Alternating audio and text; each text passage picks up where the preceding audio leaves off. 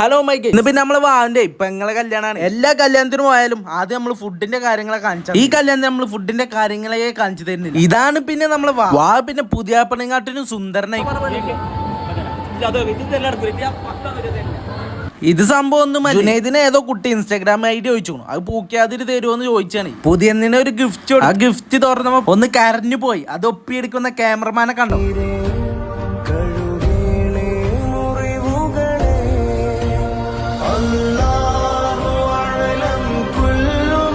സൗന്ദര്യമുള്ളത് മാത്രമാണ് ഏകാശ്വാസം.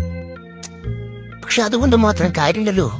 ബല് പിന്നെ ഈച്ച പൊതിനമാര് നോക്കിക്കണൊന്നുമല്ല. ഏതോ ഒരു കുട്ടീനെ ഇൻസ്റ്റാഗ്രാം ആയിട്ട് ഇട്ടിക്കും. വാനോട് പറഞ്ഞു അന്റെ കല്യാണം ഇതുപോലെ കളറാക്കണ്ടേന്ന്. അതില് ചെറുക്കനെ മൊത്തം ഒരു പുഞ്ചിരി നോക്കി.